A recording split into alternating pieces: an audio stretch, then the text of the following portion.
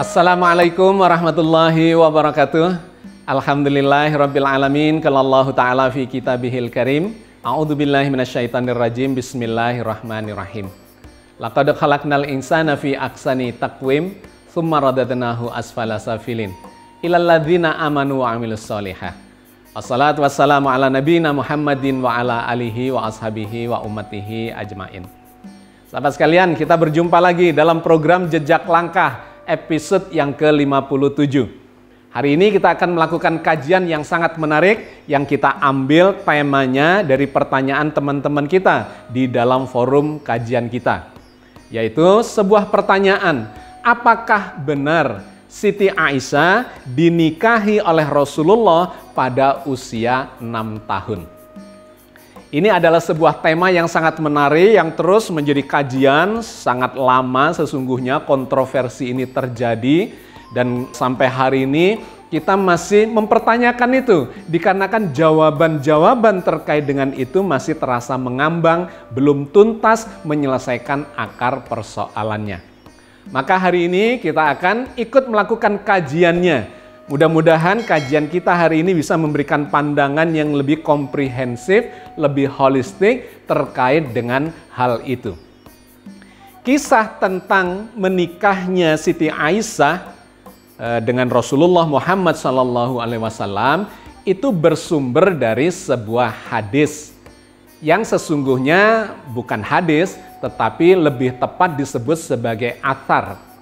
Athar adalah semacam hadis, berita dari zamannya Rasulullah tetapi tidak bersumber kepada Rasulullah Muhammad SAW, melainkan bersumber kepada para sahabat atau orang-orang yang sezaman dengan Rasulullah. Nah, hadis-hadis yang bercerita tentang perkawinan atau pernikahan Siti Aisyah dengan Rasulullah itu bersumber salah satunya atau yang paling banyak dan disahihkan oleh para ilmuwan hadis adalah yang bersumber dari Siti Aisyah sendiri yang kemudian diriwayatkan oleh berbagai jalur ya sanadnya. Cukup banyak yang bercerita tentang itu, tetapi mari kita baca yang diriwayatkan oleh Imam Bukhari dan Imam Muslim. Sekali lagi, tidak bersumber kepada Rasulullah, melainkan bersumber kepada Siti Aisyah. Berikut ini. Nabi SAW menikahiku ketika aku berusia 6 tahun. Lalu kami tiba di Madinah dan singgah di kampung Bani Al-Harith bin Khazraj. Lalu ibuku Ummu Ruman mendatangiku. Ketika itu aku duduk di ayunan bersama anak-anak sebayaku. Lalu ibuku memanggilku. Aku pun mendatanginya. Aku tidak tahu apa yang beliau inginkan. Beliau menggandengku lalu berhenti di depan pintu sebuah rumah. Aku pun menarik nafas panjang untuk menenangkan diriku. Kemudian ibuku mengambil air dan beliau mengusap wajah dan kepalaku. Lalu ibuku mengajakku masuk ke rumah itu. Ternyata di dalamnya ada beberapa wanita Ansor. Mereka pun mendoakan kebaikan dan keberkahan. Lalu ibuku menyerahkan aku ke para wanita itu dan mereka mendandaniku. Tidak kusangka ternyata datang Rasulullah SAW di waktu duha. Ibuku menyerahkan aku ke beliau dan ketika itu usiaku 9 tahun. Hadis riwayat Bukhari nomor 3894 dan Muslim nomor 3544. Hadis ini diriwayatkan oleh Hisham bin Urwah bin Zubair dari Siti Aisyah radhiyallahu anha. Hadis ini menjadi kontroversial karena beberapa hal yang akan kita kaji pada kesempatan ini. Tetapi mari kita coba lihat dulu inti dari berita ini sesungguhnya apa. Yang pertama digambarkan oleh athar ini bahwa peristiwa pernikahan antara Siti Aisyah dengan Rasulullah itu terjadi dalam 2 tahap. yaitu pada usia 6 tahun dan usia 9 tahun menurut hadis ini. Maka kalau kita telusuri dalam sejarah, memang terjadi atau banyak berita yang menggambarkan bahwa Nabi itu melakukan pinangan terhadap Siti Aisyah terjadi pada saat di periode Mekah. Dan kemudian serah terimanya, kemudian berkumpul menjadi istri beliau tinggal satu rumah, itu terjadi di periode Madinah. Kalau kita telusuri dalam sejarah itu, maka peristiwa pernikahan antara beliau berdua ini terjadi setelah wafatnya istri pertama Rasulullah, yaitu Siti Khadijah. Siti Khadijah meninggal wafat pada tahun ke-10, ya, sekitar tahun ke-10 dari masa kenabian. Sebelum kemudian Nabi hijrah ke Madinah pada tahun ke-13. Jadi sekitar 2 atau 3 tahun sebelum Nabi hijrah itu digambarkan beliau menikahi Siti Aisyah. Pernikahan itu awalnya ditawarkan oleh seorang sahabat Nabi karena sahabat Nabi ini kasihan melihat Rasulullah yang perjuangannya sedang sangat berat ditinggal wafat oleh istri beliau yang sangat setia, yaitu Siti Khadijah yang telah memberikan anak-anak ya kepada beliau dan memberikan dukungan yang luar biasa baik secara psikis maupun bahkan harta benda beliau digunakan untuk perjuangan Rasul. Nah, setelah wafatnya Siti Khadijah itulah Rasulullah ditawari oleh istri dari sahabatnya. Namanya adalah Khawlah binti Hakim. Dia bertanya kepada Rasulullah, "Wahai Rasul, apakah engkau tidak ingin menikah lagi setelah ditinggal oleh Siti Khadijah itu?" Kemudian Rasulullah bertanya, "Menikah dengan siapa?" Khawlah mengatakan, "Ada gadis, ada janda yang bisa engkau nikahi." Kalau gadis siapa, kalau janda siapa? Maka disebutlah oleh Khawlah 2 nama. Yang pertama adalah nama Siti Aisyah yang masih gadis, yaitu putrinya dari Abu Bakar As-Siddiq. Dan yang kedua adalah Saudah. Saudah ini adalah seorang janda yang sudah ditinggal mati oleh suaminya.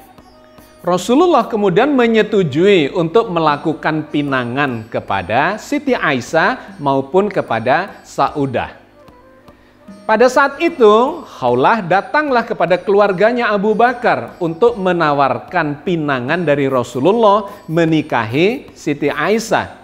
Dan prosesnya kemudian berlanjut dengan pinangan pada saat itu, tetapi karena usia Siti Aisyah masih dianggap belum mencukupi, maka pinangan itu diterima tetapi belum diserahkan kepada Rasulullah sebagai istrinya. Menunggu sekian tahun kemudian, Rasulullah kemudian melakukan pernikahan dengan Saudah yang menjadi istri beliau sebelum berkumpul dengan Siti Aisyah. Jadi Saudah adalah wanita yang kedua yang dinikahi oleh Rasulullah setelah wafatnya Siti Khadijah. Sahabat sekalian, terkait dengan Siti Aisyah kemudian berlanjutlah pernikahan itu, prosesnya 2 tahap, pinangannya di Mekah dan kemudian sekitar 3 tahun kemudian Rasulullah melakukan hijrah dan ketika berada di Madinah itu keluarga Abu Bakar menyerahkan Siti Aisyah kepada Rasulullah untuk menjadi istrinya yang tinggal serumah. Itu adalah poin yang pertama dari asar yang sudah kita baca tadi.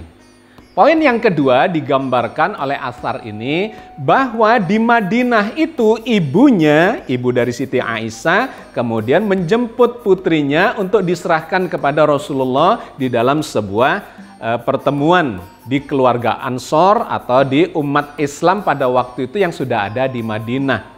Nah, di sanalah digambarkan poin berikutnya bahwa Siti Aisyah diserahkan oleh ibunya Siti Aisyah kepada Rasulullah. Nah, di sini nanti akan menjadi poin kekritisan itu. Kenapa yang menyerahkan adalah ibunya Siti Aisyah? Padahal walinya mestinya adalah Abu Bakar. Tetapi hadis ini menceritakannya ibunya kemudian menyerahkan Siti Aisyah kepada Rasulullah. 2. Yang ketiga, asar ini juga menggambarkan bahwa Siti Aisyah pada waktu itu sudah berusia 9 tahun.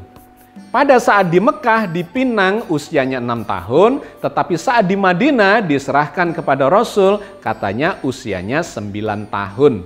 Ini juga akan menjadi poin kritis yang nanti akan kita lakukan kajiannya, di cross-check dengan data-data sejarah lainnya. Dan yang keempat, yang kemudian juga dikritisi oleh para ahli sejarah adalah sanad dan matan dari hadis ini. Dari segi sanad, asar ini disandarkan kepada Hisham bin Urwah bin Zubair. Siapakah Hisham itu? Maka kalau kita telisik dalam sejarahnya, Hisham ini adalah dari kalangan tabi'ut tabi'in. Dua generasi setelah Rasulullah. Hisham ini adalah putranya Urwah, maka disebut sebagai Hisham bin Urwah. Sedangkan Urwah itu adalah putranya Zubair, maka disebutlah Urwah bin Zubair. Siapakah Zubair itu? Zubair itu adalah kakak ipar dari Siti Aisyah, yaitu suaminya Asma. Asma adalah kakaknya Siti Aisyah yang usianya terpaut 10 tahun. Nah sahabat sekalian, digambarkan bahwa Hisham bin Urwah bin Zubair sesungguhnya adalah berada di zaman tabi'ut tabi'in, 2 generasi setelah Rasulullah. Digambarkan beliau itu lahir di tahun 61 Hijriah dan meninggal pada tahun 145 Hijriah. Memiliki 2 periode kehidupan. Dia awalnya lahir di Madinah sampai usia menjelang 70-an dan kemudian meninggal di Irak. Hidup di Irak pada usia 70 sampai 84 tahun. Beliau meninggal pada usia sekitar 84 tahun itu. Yang menarik yang kemudian menjadi sumber pengkritisan terhadap riwayat dari Hisham bin Urwah ini adalah cerita tentang pernikahan Aisyah dengan Rasulullah itu munculnya atau diceritakannya pada saat Hisham berada di Irak. Ketika beliau sudah berusia senja, di usia 70-an tahun sampai 84 tahun. Dan kemudian para perawinya itu adalah orang-orang dari penduduk Irak. Padahal peristiwanya adalah peristiwa yang terjadi di Madinah di zamannya Siti Aisyah. Digambarkan di situ Hisham menerima cerita dari orang tuanya yaitu Urwah. Urwah menerima cerita dari orang tuanya lagi yaitu Zubair. Zubair adalah kakak dari Siti Aisyah. Kemudian riwayat di bawah dari Hisham ini diberitakan oleh para periwayat dari penduduk Irak itu. Nah, hadis ini atau asar ini dikritisi oleh Imam Malik dalam bukunya Al-Muwatta bahwa kisah atau cerita yang disampaikan oleh Hisham dengan jalur riwayat-riwayat atau periwayatan dari penduduk Irak itu dikatakan sangat meragukan. Karena sejumlah hadis yang lainnya yang diberitakan oleh Hisham ketika beliau sudah tinggal di Irak pada usia senjanya itu dikabarkan memiliki sejumlah kekeliruan dan kelemahan. Ini dari segi sanad. Kritik yang kedua adalah terkait dengan matannya. Isi yang terkandung di dalam berita asar itu. Ketika dikaitkan atau di cross-checkkan dengan data-data sejarah yang lain terjadi kejanggalan. Misalnya apa yang diberitakan oleh Imam Tobari. Bahwa menurut beliau seluruh putra-putri dari Abu Bakar itu dilahirkan sebelum Nabi Muhammad menjadi nabi. Ketika menerima wahyu pertama. 1. Yang kedua, usia Siti Aisyah ketika dibandingkan dengan usia Siti Fatimah, yaitu putri bungsunya Nabi Muhammad, ternyata terpaut 5 tahun. Digambarkan dalam catatan sejarah, Siti Fatimah terlahir ketika Nabi Muhammad belum menjadi nabi, beliau masih berusia 35 tahun. Itu seiring atau beriringan bersamaan dengan sebuah peristiwa yang cukup bersejarah di dalam kaum Quraisy itu, yaitu pemugaran Ka'bah. Saat pemugaran Ka'bah itu Rasulullah berusia 35 tahun, lahirlah Siti Fatimah. Nah ternyata usia Siti Fatimah dengan usia Siti Aisyah itu terpaut 5 tahun. Lebih tua Siti Fatimah dibandingkan Siti Aisyah. Tapi poin penting yang ingin disampaikan di sini adalah Siti Aisyah itu lahir sebelum Nabi Muhammad diutus menjadi Rasul atau menerima wahyu yang pertama. 2. Yang ketiga, ketika Nabi hijrah ke Madinah itu adalah tahun ke-13 dari masa kenabiannya. Maka kalau kita kaitkan dengan ini, di mana Siti Aisyah itu juga ikut hijrah bersama keluarganya, pada saat hijrah itu berarti usia Siti Aisyah tidak kurang dari 13 tahun. Kenapa? Karena Siti Aisyah lahir sebelum masa kenabian. Nah, jadi ketika kita cross-check dengan data sejarah, terjadilah kejanggalan itu yang digambarkan oleh Athar tadi, bahwa Siti Aisyah dinikahi pada usia 6 tahun. Itu menjadi tidak cocok, tidak sesuai dengan data sejarah tentang kelahirannya. 6 tahun dan kemudian ketika berada di Madinah sudah hijrah, usianya masih 9 tahun. Tentu saja tidak sesuai. Karena menurut data sejarah, pada saat melakukan hijrah itu, usia Siti Aisyah di atas 13 tahun. Dan kemudian pernikahan atau serah terima yang terjadi di Madinah itu kurang lebih setahun setelah waktu hijrah itu. Sehingga setidak-tidaknya usia Siti Aisyah pada saat serah terima dari keluarganya kepada Rasulullah sesungguhnya sudah di atas 14 tahun. Sekitar 15 tahun atau lebih dari itu.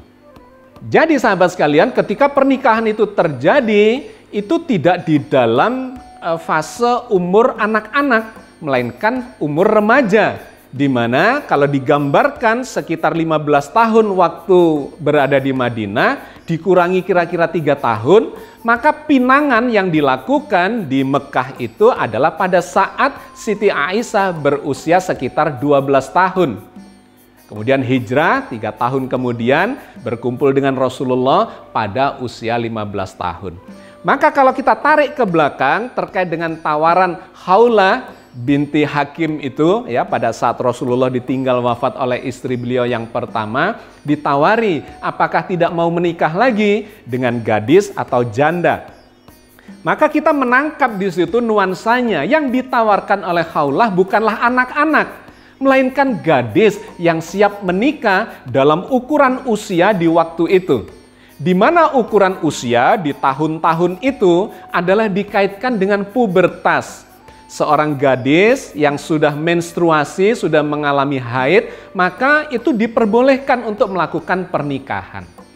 Yang demikian ini tercatat dalam sejarah bukan hanya di Jazirah Arabia, melainkan juga di Eropa, di Amerika, dan di berbagai belahan dunia. Nah, berikut ini saya sampaikan kepada sahabat sekalian sejumlah data catatan sejarah di mana banyak tokoh-tokoh dunia dan kemudian masyarakat luas baik di Eropa maupun di Amerika atau di belahan dunia lainnya yang membolehkan pernikahan itu di usia-usia sangat muda itu, asalkan mereka sudah mengalami pubertas atau haidnya. Di masa lalu sudah lazim menikah di usia muda. Sebagai contoh, Saint Augustine menikahi gadis usia 10 tahun di abad keempat. Raja Richard II dari Inggris menikahi gadis usia 7 tahun di abad ke-14. Raja Henry VIII dari Inggris menikahi gadis 6 tahun di abad ke-15. Ensiklopedia Katolik menjelaskan bahwa Maria, ibunda Yesus, dinikahi oleh Yosef yang berusia 99 tahun saat usia Maria 12 tahun. Gereja Inggris sebelum tahun 1929 memiliki peraturan batas pernikahan usianya adalah 12 tahun. Demikian pula Imam Katolik sebelum 1983 membolehkan batas usia pernikahan 12 tahun. Di Amerika Serikat sebelum 1880 batas usia nikah 7 tahun di Delaware, 10 tahun di California. Bahkan saat ini adalah 12 tahun di Massachusetts, 13 tahun di New Hampshire, 14 tahun di New York, dan tahun 2017 di New York itu dinaikkan batasnya menjadi 17 tahun. Jadi sahabat sekalian, di masa lalu pernikahan itu memang sudah lazim terjadi pada usia-usia yang sekarang dianggap usia dini di dalam pernikahan. Waktu itu ukurannya secara biologis adalah ketika seorang gadis sudah mendapatkan menstruasinya, sudah mendapatkan haidnya, maka itu disebut sudah siap untuk melakukan pernikahan.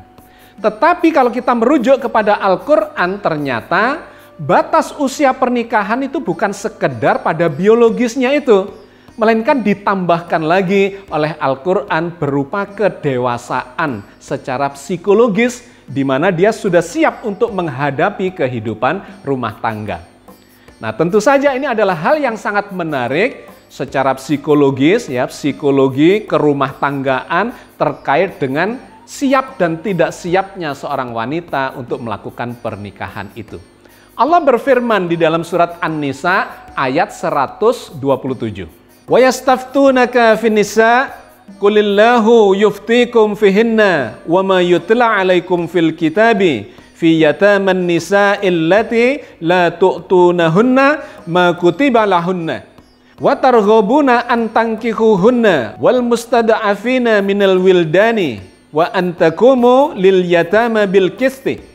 Wa ma taf'alu min khairin fa innallaha kana bihi alima.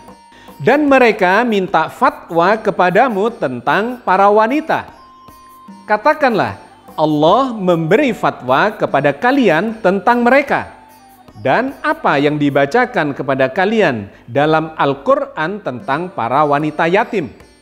Yang kamu tidak memberikan kepada mereka apa yang ditetapkan untuk mereka. Sedang kalian ingin mengawini mereka, dan tentang anak-anak yang masih dipandang lemah. Dan Allah menyuruh kalian supaya kalian mengurus anak-anak yatim secara adil. Dan kebajikan apa saja yang kalian kerjakan, maka sesungguhnya Allah adalah Maha mengetahuinya. Ayat ini memberikan gambaran tentang fatwa yang diajarkan Allah kepada Rasulullah terkait dengan anak-anak yatim. Dikarenakan pada waktu itu ada orang-orang yang pingin menikahi anak-anak yatim yang sudah ditinggal oleh walinya, ditinggal meninggal, ditinggal wafat. Meskipun kemudian dia memiliki harta benda yang cukup banyak, mereka tidak memiliki pelindung. Kemudian digambarkan ada orang-orang yang pingin mengawini mereka dan minta fatwa kepada Rasulullah. Maka Allah mengajarkan kepada Rasul bahwa kita harus melindungi, atau kalian semuanya harus melindungi anak-anak yatim itu yang masih lemah. Tidak selayaknya kemudian mereka dimanfaatkan, dikawini, dan kemudian diambil, digunakan hartanya dengan semena-mena oleh orang yang mengawininya. Maka di situ diberikan gambaran, ada poin-poin yang diinformasikan di dalam ayat ini.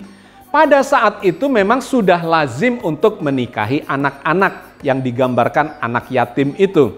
Tetapi poin pentingnya adalah harus berlaku adil kepada mereka dan kemudian tidak boleh memanfaatkan keadaan mereka yang sudah ditinggal oleh walinya dan kemudian hanya menggunakan, ya, menikmati hartanya saja. Maka Allah memberikan fatwa agar berlaku adil, melindungi mereka, memelihara mereka, dan mengawininya ketika mereka sudah siap untuk melakukan pernikahan atau perkawinan, mengurus keluarga itu. Yang ini dijelaskan di surat yang sama, di ayat yang berbeda, misalnya di dalam surat An-Nisa ayat 6. Wabtalul yatama hatta idza balagun nikah fa in anastum minhum rusydan fadfa'u ilaihim amwaluhum. Dan ujilah anak yatim itu sampai mereka cukup umur untuk kawin. Kemudian jika menurut pendapatmu mereka telah cerdas, maka serahkanlah kepada mereka harta-hartanya. Jadi pembolehan nikah kepada anak-anak yatim itu batasnya digambarkan oleh ayat ini, mereka cukup cerdas untuk mengelola harta bendanya, mengelola kehidupannya, mengelola masalahnya yang akan dihadapi di dalam kehidupan berkeluarga itu. Ini menjadi sangat menarik dan kemudian lentur sesungguhnya yang dimaksudkan oleh Al-Quran boleh menikahi wanita-wanita atau gadis-gadis yang masih muda itu asalkan dia memang sudah siap untuk itu. Bukan sekedar ketika dia sudah pubertas, sudah menstruasi secara biologis, tetapi secara kedewasaan mereka masih belum cukup cerdas untuk mengelola kehidupan dan masalah-masalah kerumah tanggaannya. Oke, sahabat sekalian, saya kira kita sudah mendapatkan gambaran yang komprehensif terkait dengan peristiwa pernikahan Siti Aisyah dengan Rasulullah itu. Bahwa satu, hadis atau lebih tepatnya athar yang digunakan untuk mengambil kesimpulan itu sesungguhnya dipertanyakan satu dari segi sanadnya. Dikarenakan diriwayatkan oleh Hisham bin Urwah bin Zubair ketika usianya sudah memasuki usia senja, ketika beliau sudah tinggal di Irak, dan kemudian diriwayatkan oleh sanad penduduk Irak itu. Dipertanyakan terkait dengan itu, satu. Yang kedua yang dipertanyakan adalah matannya, isinya ketika di cross check dengan data-data sejarah. Diperoleh kesimpulan bahwa sesungguhnya Siti Aisyah saat menikah dengan Rasul bukan usia 6 dan 9 tahun, melainkan di sekitar usia 12 tahun saat pinangan dan 15 tahun pada saat diserahkan untuk menjadi istri beliau berkumpul dalam rumah tangga. Dan yang ketiga, Al-Quran memberikan penegasan bahwa seseorang gadis muda yang ingin menikah itu harus diuji kecerdasannya, bukan sekedar apakah dia sudah pubertas, melainkan apakah dia sudah siap untuk menghadapi kehidupan rumah tangga. Saya kira kita sudah mendapatkan banyak hikmah dari kajian kita kali ini. Mudah-mudahan Allah senantiasa membimbing kita di atas jalan yang diridhoinya. Dan mudah-mudahan kita terus mendapatkan bimbingan Allah terkait dengan kebenaran ajaran Islam ini yang menjadi pegangan hidup kita sampai akhir hayat kita. Amin ya rabbal alamin. Assalamualaikum warahmatullahi wabarakatuh.